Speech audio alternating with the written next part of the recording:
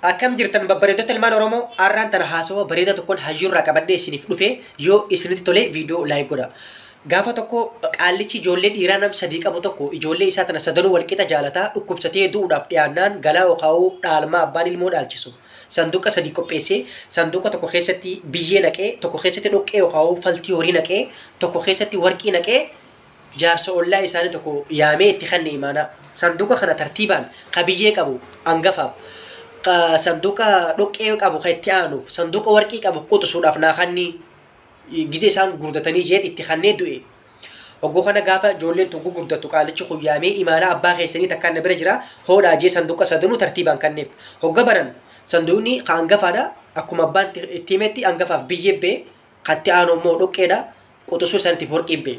Ijoolleen achi dhaabbatte abbaan keenya nu sadanuu walqixa nu jaalata siittu si warqeen itti naqe keessaa naqee biyyee fi dhoqqee itti safare malee sanduuqa sadanuu abbaan keenya warqee itti naqee jedhanii qaalicha hokkee qaban. Qaalichi abadan akkuma abbaan keessatti kannettiin isiniif kannee jiin. Hin amannuu janiiti ganda raayiduu deeman. Ganda raayiduu deena janii. Osoo deemaa jiranii jalqaba akkuma amna eegalaniin farda tokkotti dhufan. Fardi kun caffee keessa dhaabbata. Hoqqataa kana.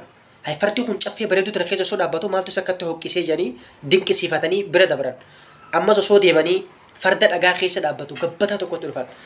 Fardi kun kan dhagaa keessa dhaabbatu maal tokkotti isa gabbisee maal argatee kareefu caffee keessa dhaabbatu sunu hoqqataa kana kun maal argatee akkatti gabbatee jaanii kanas dinqisiifatanii bira qotan.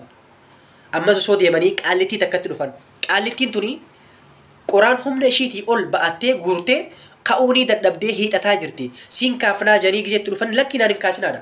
Anaaf hin gahine osoo bakka naagee anuu ka'uunii hin dadhabu jetteenii ifirraa oofti. Ajaa'ibsiifatanii dabarantana biras ganda raayiduu sanitti dhufan. Hogga ganda raayiduu san dhaqan jaarsa shorroqee faayidaa takka hin qabne hudduu lafarra shorroqee lukkuma mana keessaa shijee manarraa gad dhoowwu tokkotti dhufan. Aboo gandi raayiduu asii janiin gandi raayiduu asii ka isinii raagu anaa miti obboleessa kiyya ka gama sanii huun qotiyyoodhaan qotusan isa san bira dhaqaadaa jeen. Kaniin ani irraan dhaladhe loon bobbaa kuchiise ani qotusuu isaaniitii jeen.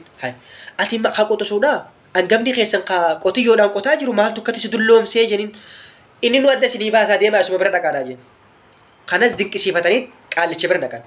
Ammaan tana qaallichaa wal dubbisanii ni ta'anii osoo dhimma keenya hin eegalle dura eefa manaa baanee haga as geenyu jidutti wantoota dinqisiisoo argaa dhufnee jeniin. Mee maal faadhaa himaadhaa jeen. Jalqaba gisee manaa baanu farda caffee keessa dhaabbatu hoqqataa tokkotti dhufnee. Fardi kun maaf caffee tana nyaateen gabbannee jenneeti ajaa'ibsiifannee jeniin. Fardi caffee keessa dhaabbatu hoqqataan suni nama mana baankii keessa hojjetu jeen. Namni mana baankii keessa hojjetu guyyaa guutuu maallaqa namaa oliif gad dhiibaa oolee galgala wama ittiin dalagaa oolee fudhatee galaa jeen. Ammas farda dhagaa keessa dhaabbatu gabbataa garree jeniin. Fardi dhagaa keessa dhaabbatu gabbataan suni mootummaa ummata isaatiif hin yaanne mootummaa ummanni isaa hawaasni isaa jalatti beela'u ofii isaatiif nyaatee gabbatu jeen. Hiikkaan isaa sanii jeen. Mootummaa ummanni isaa beelaan jalatti dhumu ofii isaatiif kan nyaatu hawaasaaf hin yaanne mootummaa hawaasaaf hin yaannee jeen fardi dhagaa keessa dhaabbatee gabbatu sun. Qaallittii qoraaniin ka'uu dadhabdee siin kaafnaa jenneen itti dhufnaan lakkii bakka naan gahine osoo bakka naa gahe anuu ka'uun hin dadhabuuni ittiin guuradhaa jettee kaatee kutte tuyyoo maalii jeniin. Sunis damiina dhiiga namaa baasuu jeen. Damiina dhiiga namaa haasa'u damiina nama wallole walitti araarsu damiina nama ajjeese gumaa namaa baasu damiina akkasiiti. Damiinni dhiiga namaa baasu osoo dhiiga nama tokkoo haasaa jiru yoo dhiigni biraatti dhufee itti gale lakkii ati guyyaa biraa koottu kanan finne jee ofirraa noofu amata naannee amata 3-4 naannee mana galaa ifa manaa bee haga dhimma beefsan xumurutti hin galu. Hiikkaan isaa akkasii jeen. Teessan tuyyooyii jeniin.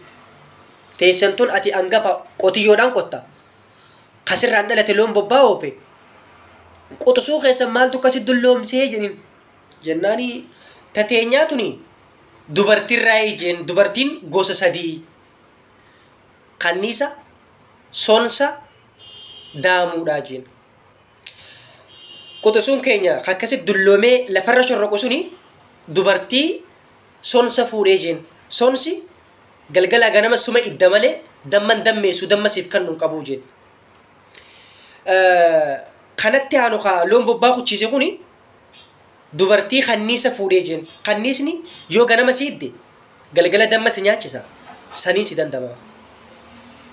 Ani immoo dubartii daamuu rabbiin naaf kennee jeen dubartiin daamuu ni beetanii malee damma daamuudha damma mi'aasan daamuu dubartiin daamuu damma si nyaachisuu malee galgalaa ganama yeruma takka illee isin dittu daamuun nama ciniintu baate xiqqoo akka bookeessan dammi ishii ni mi'aa damma dammeessu malee nama ciniintu jechuun an dubartii daamuudhaan harkadhe saniifin akkatti hin dulloomin jeen tolee bakka karaa dhimma keessanitti adeemnu maaliif dhuftanii jeen wanni dhufneef abbaan keenya sanduuqa sadii akkatti ollaa ganda ollaa keenya nu kaa'e qaallichi gisee sanduuqa nuuf kannu tokkoof biyyee bee tokkoof ammoo dhoqqee horiitiif bee tokkoof warqee bee nuti abbaan keenya walqixa nu jaalata akkamitti akkas ta'uu danda'ee jeniin jennaani abbaan keessanii hayyuudhaa jeen akkaataa isin adeemsa haga addunyaa kana gubbaa jirtan ittiin deemtan lafa isiniif kaa'ee du'ee jeen kasanduuyni biyyee harka geessuun qotiyyoo kee kaasinuma qotii jeen riskiin ta'e milkaa'inni kee qonna keessa jira.